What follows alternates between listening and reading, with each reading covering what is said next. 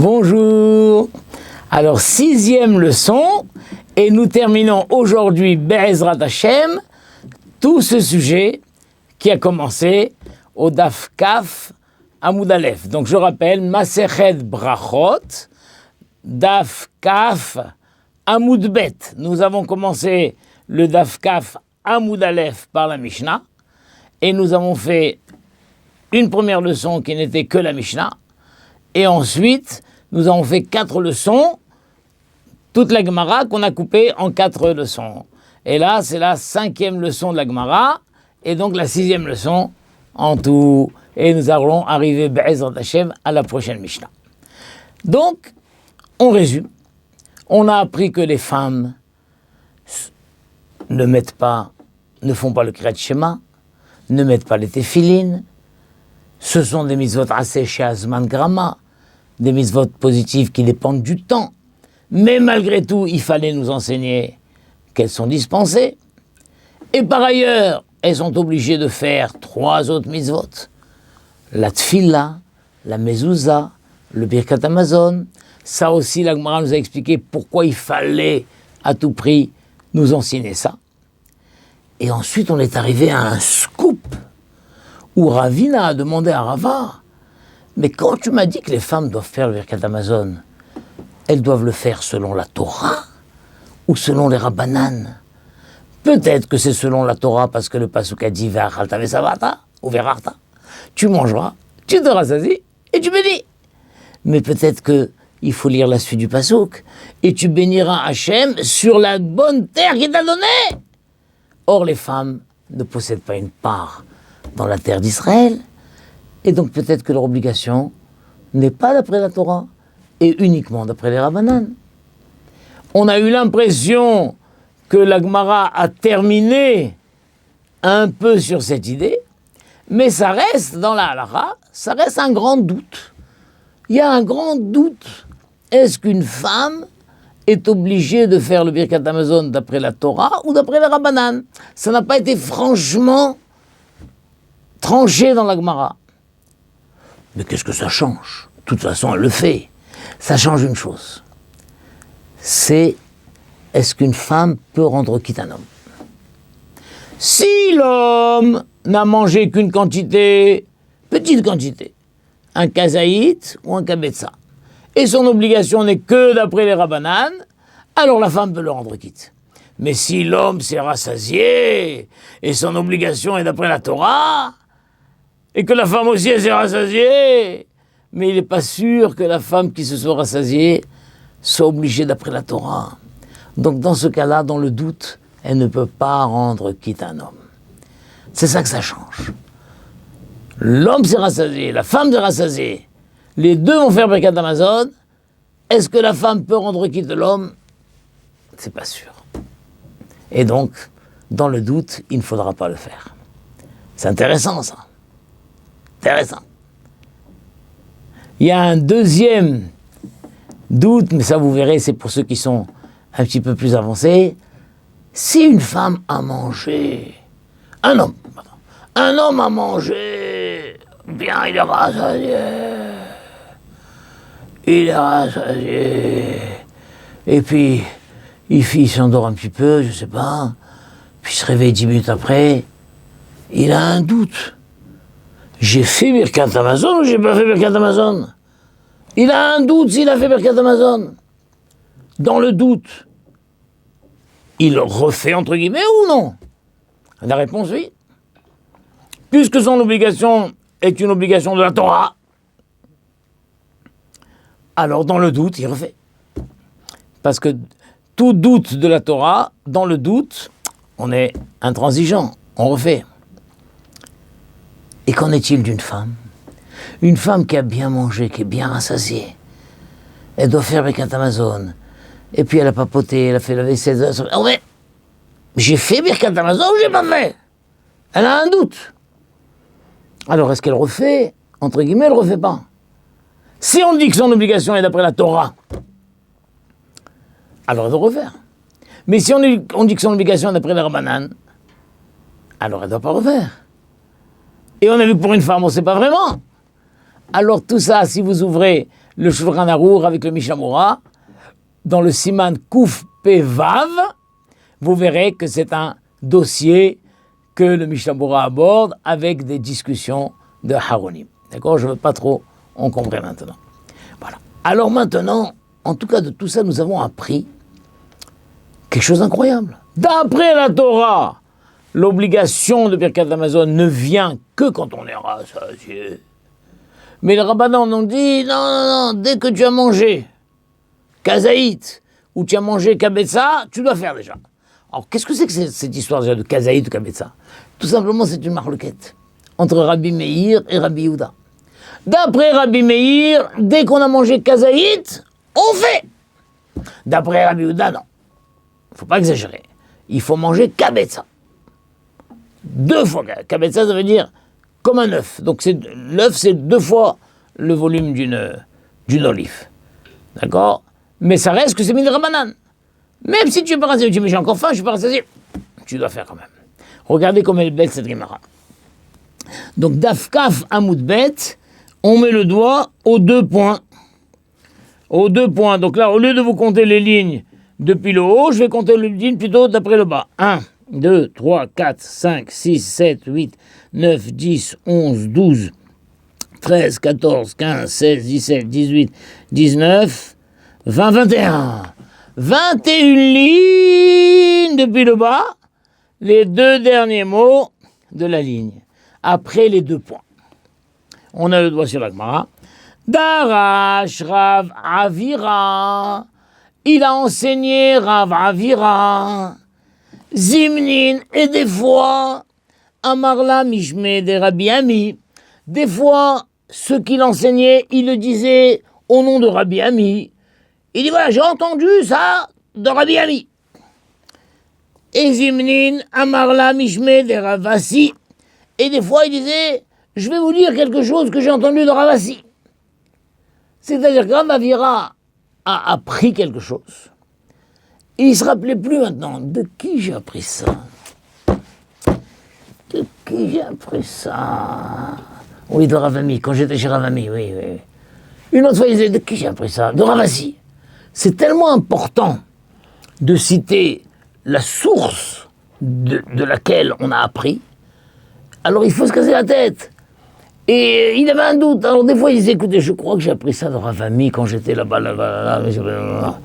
Et des fois, il disait, ah oui, c'était quand j'étais au cours de Ravasi. Bon, en tout cas, Rav Avira a eu l'occasion plusieurs fois de faire le même enseignement. Et c'est drôle. Les élèves qui l'ont suivi, des fois, ils l'ont entendu dire cet enseignement au nom de Rabbi Ami, et des fois, ils l'ont entendu dire cet enseignement au nom de Ravasi. Quoi? Quel est l'enseignement? Amrou malaché acharet. Ils ont dit les anges de service dans le ciel. C'est fort comment les Haramim savent ce qui se passe dans le ciel. Les anges de service ont dit à qui? Lifnei Akadosh Borou, devant Akadosh Borou. Alors ces 4 lettres, Resh, Bet, Shinaïn, c'est Ribono, Shel, Olam. Ribono Shel Olam, maître du monde. Katuv Betoratecha, il est écrit dans ta Torah. Asher lo issa panim. Hachem ne reconnaît pas les visages. Ça veut dire qu'il ne fait pas de préférentisme. Quand on dit on reconnaît le visage de quelqu'un, je le reconnais lui. Non. Hachem lo issa panim. Hachem il ne reconnaît pas le visage, il ne lève pas le visage de quelqu'un. Il n'y a pas de préférentisme chez Hachem. La loi c'est la loi. Asher lo issa panim, velo yikach shohad. Et Hachem ne reçoit pas de cadeau corrupteur. D'accord? C'est quoi un cadeau corrupteur? C'est que si quelqu'un va faire une avéra, après avoir fait une avéra, il dit Hachem, regarde, je fais une mitzvah. Tiens, je donne tzedaka, voilà. La tzedaka, là, Hachem, bon, tu effaces la avéra. Non, Hachem, non. La tzedaka, c'est la tzedaka, la avéra, c'est la avéra. Moi, on m'achète pas avec ces cadeaux corrupteurs. Donc Hachem, il est émet. On est compte? Hachem, il est émet. Il est vrai, un Dieu de vérité. Il ne reconnaît pas les gens, il ne fait pas de préférentisme. Il n'accepte pas de cadeaux corrupteurs. Donc ça, les anges ont dit, Hachem, Mechila, Hachem. Si on oserait te parler, toi, tu as dit dans ta Torah que tu ne fais pas de préférentisme. Et pourtant, si on peut se permettre, Véalo, et n'est-ce pas, que Ata nosé banim l'Israël. Et pourtant, n'est-ce pas que tu fais du préférentisme à Israël? Les Juifs, tu leur fais du préférentisme. Ah bon? Ou comment vous savez? Dirtiv, car il est écrit, Issa Hashem panav elecha ve'yasem lecha shalom. Les Kohanim, quand ils bénissent, Yevarechecha Hashem ve'yishmerecha.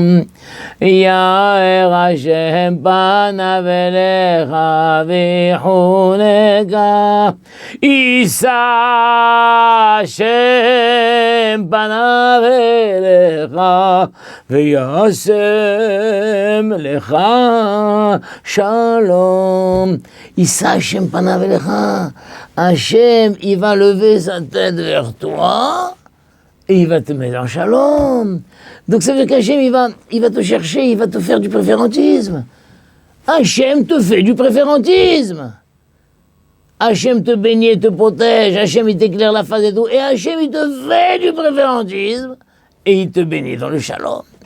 Donc Hachem, c'est pas juste. Tu as profité, comment on appelle, tu as promis, tu as déclaré que tu ne fais pas de préférentisme. Et quoi, les Juifs, tu leur fais du préférentisme?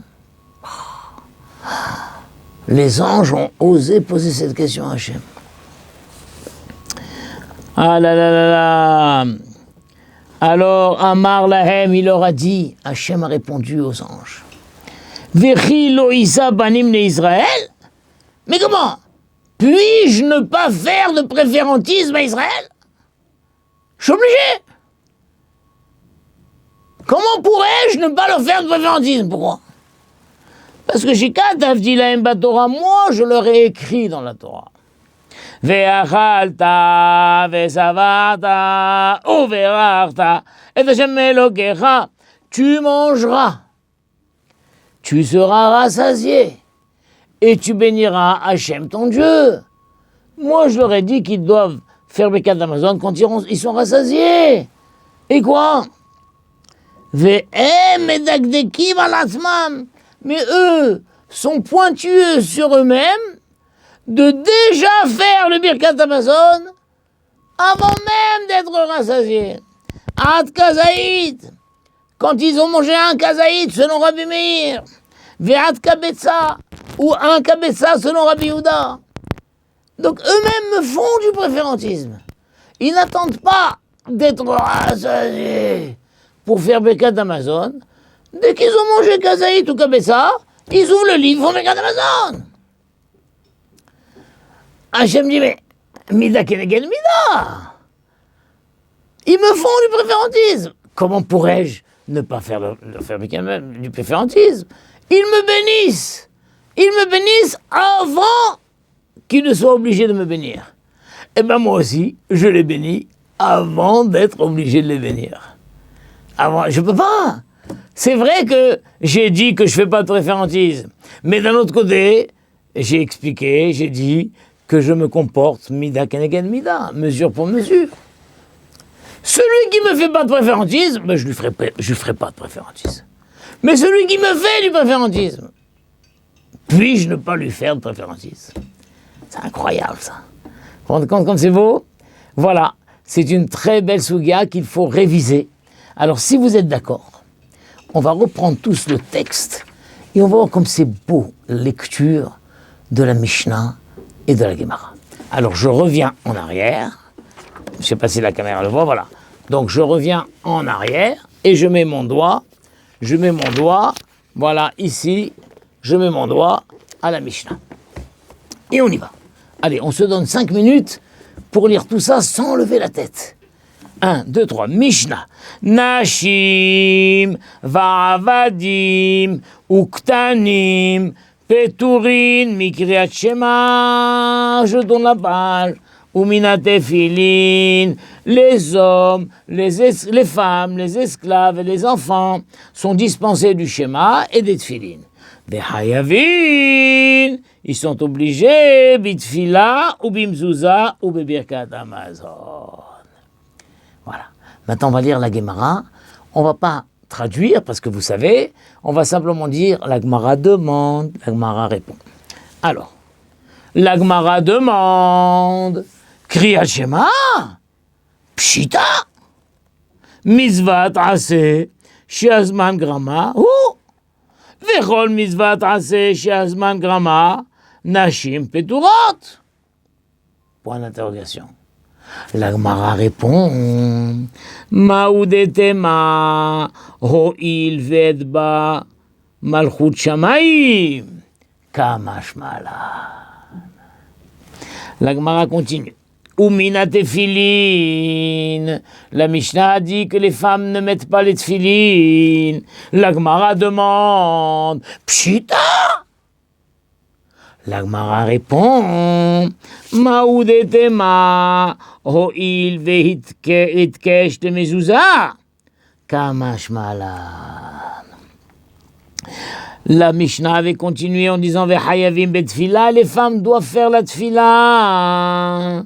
La Gemara explique Derachmeninhu Maoudetema Oil vektiv be erev avoker et zahoraim kemitzvat aseh shazman gramadami kamashmala. Ouva mezouza, la Mishnah a dit que les femmes doivent faire la mezouza. La Gemara demande, Pshita. La Gemara répond, Maoudetema, Ho'il veitkash de Talmud Torah, Kamashmalan. Et la Mishnah a continué en disant au Birkat Amazon qu'une femme doit faire le Birkat Amazon. La Gemara demande, Pshita. La Gemara répond, Maoudetema, Ho'il, Viktiv, Betet, Hashem, Lachem, Ba'erev, Basar, Le'echol, Ve'lechem, Baboker, La Sova, Kemitzvat, Aseh, Shazman, Grama, Dami, Kamashmalan. La Gemara continue et dit, Amar Ravada Barava, Nashim, Hayavot bekidush hayom, dvar Torah. La Gemara demande, Amai, pourquoi? Mizvat aseh shazman gramahu, vechol mizvat aseh shazman grama nashim turot. La Gemara répond, Amar Abaye miderabanan. La Gemara apporte l'opinion de Rava, Amar le Rava. Rava a dit Abaye, Veha dvar Torah gam. Ve'od, kol mitzvot aseh nechvivenu rabanan, mid rabanan. Et là, Amar Rava marquera, Zachor ve'shamor, kol sheyeshno bishmira, yeshno bezechira. Ve'ane nashe, Oil ve'itnehu bishmira, itnehu bezechira. La Gemara continue et dit, Amar le Ravina le Rava, Nashim bebirkat Amazon de Oraita ou de Rabanan. Le Maï nafkamina, le Apuke Rabim yede Chovatan. I Amra de Oraita, Ate de Oraita ou Mafik de Oraita. Ve'i Amra de Rabanan, Ave she'eno mechuyav bedavar. Vechol she'eno mechuyav bedavar, eno motze et harabim yedei chovatan. La Gemara demande, Maï. La Gemara répond, Tashma, be'emet amru, ben mevarech le'aviv. Ve'eved mevarech le'ravo. Ve'isha mevarechet le'bala. אבל אמרו חכמים, תבוא מהרה לאדם שאשתו ובניו מברכים לו. הגמרא explique. היא אמרה בשלמה דאורייתא, עתה דאורייתא ומפיק דאורייתא. אלא היא אמרה דרבנן, עתה דרבנן ומפיק דאורייתא. לגמרא דמנד ולהתעמך, קטן בחיובה הוא. לגמרא רפון, אלא הכא במאי עסקינן, כגון שאכל שיעורא דרבנן, דעתה דרבנן ומפיק דרבנן. 2 points. לגמרא apporte une belle agada. דרש רב עבירה, זימנין אמר לה משמי דרבי עמי, וזימנין אמר לה משמי דרבי יוסי.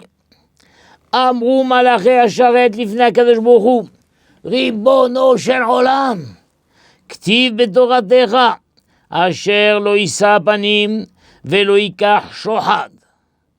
והלא, אתה נושא פנים לישראל. דכתיב יישא השם פניו אליך. איזה לא, אמר להם, וכי לא אשא פנים לישראל? שכתבתי להם בתורה, ואכלת ושבעת וברכת את השם אלוקיך, והם מדקדקים על עצמם עד כזית ועד כבצע. Voilà. Très belle Sugia, très belle Gemara. Alors, Be'ezrat Hashem, révisez bien ça. Révisez bien, bien, bien. Et le prochain shiur, il y aura une interrogation écrite, Be'ezrat Hashem. Bravo. Atzlacha, à bientôt.